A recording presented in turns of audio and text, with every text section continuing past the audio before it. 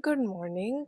So I've realized that I've been, sort of grieving a lot lately. And then, one of somebody said to me, "Are all you women suicidal?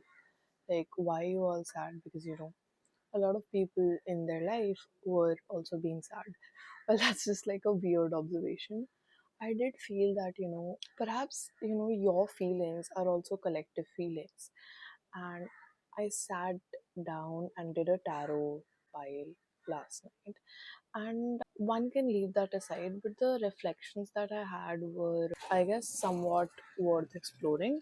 And today, I think I just want to sit together and explore those reflections of mine. So, basically, this is for anyone who is feeling that sort of confusion in life, sort of a delay in joy in their life, right? And yeah, this is just for that. And these are feelings that I also encourage you to explore and sit down and write, perhaps, if that helps, or any other medium that you enjoy.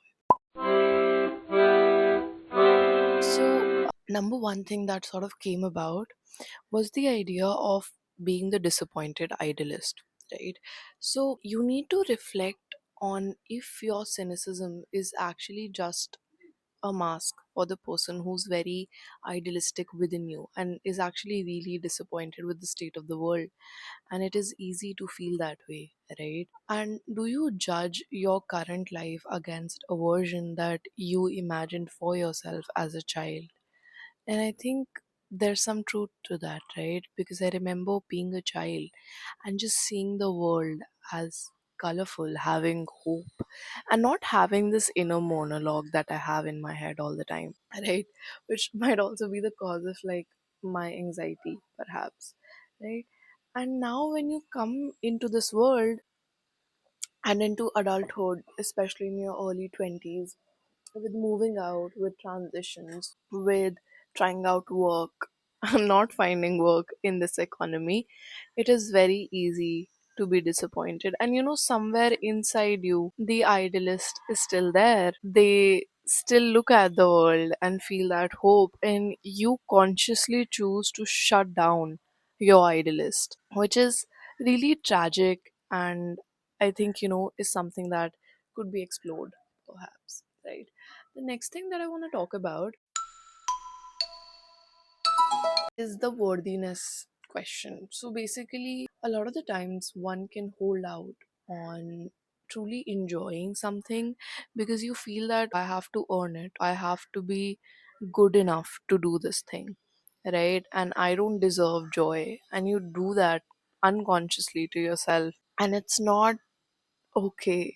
A lot of the times we simply do not pursue the things that we want to pursue because we feel I'm not ready to do this. And what is very important to realize is that this is the life that one has been born into, right?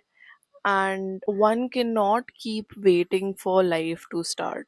Life is here and it's asking for you to just sit down and still stay here, right? And you need to be here and participate in it. And I don't know, I think sometimes it's just so easy to forget that and to look at yourself as sort of being outside of yourself, right? The idea of disassociation happens, right? And you start to look at yourself from an outsider's perspective. It's very important to know that one must know that life is happening as we exist, right? And then there was also this idea of if you're in any sort of transition in your life, right, it is easy to avoid joy because you're so scared of what happens when it becomes real, right? When you lose faith in God, if you believe in that, right, or yourself in the other case, or just in things in life, right, you can think joy will simply not happen for me in your cynicism, right? And you start to think कि क्या होगा, if it becomes real, and you're just scared out of your mind, right? And it's very important to reflect on one's growth edge into understanding that you will get success as time evolves, whatever that looks like for you. And you must allow yourself to be ready for that, and you must embrace joy as it presents in your life currently, right? As a romantic at heart and as an idealist, joy is found everywhere. It is just, I think, your mind that blocks your heart from receiving the joy that all of us felt as children, right? And yeah, another thing that, I want to talk about is, I think, we lie to ourselves in a way that we cannot see ourselves clearly. And another thing that came up last night for me was this idea that a lot of the times we can sacrifice our truest desires to maintain a respectable image, or to avoid the discomfort of others' approval. And it all obviously does start from childhood. The moment that you were told that you're not good enough, actually, or what you say does not matter, or if you say something, it can be problematic, and it can make other people uncomfortable, and so you shut up. And I've always felt that way, I think, to some degree, right? I've always felt ki, I simply don't fit in. What I have to say might be too radical, too weird, and I censor myself before anybody censors me, and that has obviously led to nowhere. And it's just this never ending frustration that you create for yourself, in a way, right? Now, another thing that one has to understand is the idea that one thing that you can practically do is to look at your life as you live it. And yes, you do have 24 hours, so do I, but it's very important to see that and be like, what are my obligations, what are the things that I do to please other people versus what do I do for me, right? And sometimes you put too much into that obligation. Like, lately I've been studying very hard for a test that I don't know when it's gonna happen. I know it's gonna happen. I don't even know the syllabus, but I've just been studying really hard, and it's happening out of fear. Okay, I'm not enjoying it, and it shows, and I have to like push myself through it, and I'm just having a miserable time, and I am drained by the end of it because it is not something that I enjoy, and I'm just pushing myself to do it out of, I don't know who is telling me to do this, right? So when you do things out of fear, obviously you don't enjoy them as much, right? Another thing that I want to talk about is that one can reclaim that, right? You can make a column of what do you do for yourself versus what do you do for other people, or what you're supposed to do, and just like shift it a little, right? And that's a very simple thing, but perhaps that can help. You must understand that you have domesticated yourself, and you've curated a persona which is one dimensional, very willingly, very consciously, just to be safe. And I understand that safety in today's world is a very hard thing to sustain, right? With the way that everything is going, it's very hard to keep feeling that. But thing is, I don't think I'll ever feel safe, right? If I don't feel safe in my body, if I don't feel safe in who I am. And it comes from allowing yourself to go crazy with the creative side and the ferocious side of yours that you've just shut down out of fear of feeling unsafe. And thing is, I think that feeling never really goes away, but it becomes easier to feel safe once you are more authentic to yourself, right? That idea. It's very hard for me to do personally, but I mean, I do need to do this, right? Which is to trust that things will happen when they have to happen. And I cannot push things to happen, and they will happen, and the best will happen, because you are loved and cherished by God, right? If you believe in that. And that will never go away, right? And you are inherently worthy, and you don't need to do things to be worthy. That's a very capitalistic idea that we tend to internalize. So a lot of my current responsibilities, or the things that I do out of obligation, is just to avoid judgment.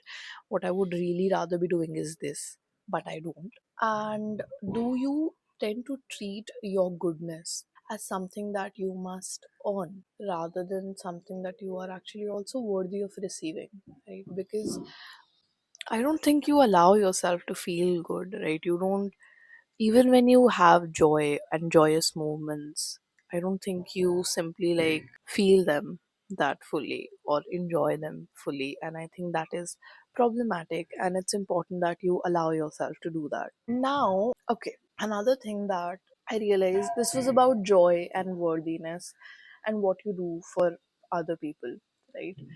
And sort of reclaiming all of that. And then on why we feel that way, that was the first part.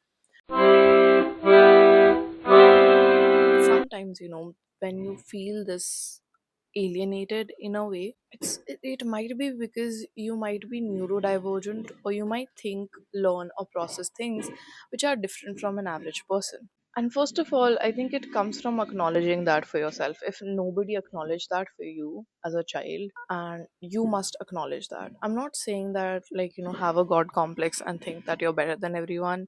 That has its cons as well. But what I'm saying is that, acknowledge that, okay, my needs are different from other people, and I might be quicker than the average person. Perhaps that is what's happening, right? And you need to understand that all the energy that you feel inside, right? All of it comes from censoring yourself. And you must express, you must let that out, okay? Because you feeling, uncomfortable in those situations comes from that, because you're trying to appear like you're not too much. But I think what you need to understand is that, yeah, you are too much, and that's fine, right? And you need to be around spaces that allow too much. And if that is not an option right now, then solitude, I think, allows you to be too much without that judgment. If you, I mean, obviously, first, you need to stop. My gala is not okay. You need to stop feeling like you are too much, right? And then show up. And I think that could be how you are more authentic. Another thing that, the world does very obviously and all the time is the standardization that we see in the world, right? And this is also what Howard Marcuse talked about in his One Dimensional Man. So with the standardization come, same sort of standards for everyone, right? And like, if you don't have this ability, you're not important enough, right? Like, the world expects most people nowadays to be docile, to be efficient, to be one way and one dimensional. Which, I mean, I did curate that image in some ways, right? Now, what you must do is to be in environments that allow you to be you, right? And if that's not happening in your spaces, find ways to do that. Find ways. Find your soil, right? Because a lot of the times you can simply be a fish who is being judged on its ability to climb a tree, and that will just never work out, right? And what is important beneath all of this, I think, is this idea that one must sit and they must cultivate this quiet confidence. Because when you are honest, right, and truthful, and I think I am honest, and that is what makes a lot of people uncomfortable. Everyone will come and they will tell you that, no, you're wrong, actually, this is stupid, this doesn't make any sense. But you must know yourself well enough and have enough grounding within the self that you're able to withstand that and still say your truth. And that is, I think, what requires the wisdom, right? And yeah, so I don't know what this was, honestly. This was just like reflections that I think I had to put out there. And I'm just gonna put subtitles in this and let that be. And I hope that it reaches people who need to hear this, because I definitely did need to like feel all of this. And I think a lot of people have been feeling like this, and this can apply to your life as well. So take whatever works for you and leave the rest. And I hope you are kinder to yourself, and I'll try that too. I hope you are able to feel better. You are able to be honest as much as you can, at least in solitude. I hope you are able to find spaces where You feel that way. And I hope you are able to enjoy the joy that life gives you. Even in hardships, even in bad times, there is joy.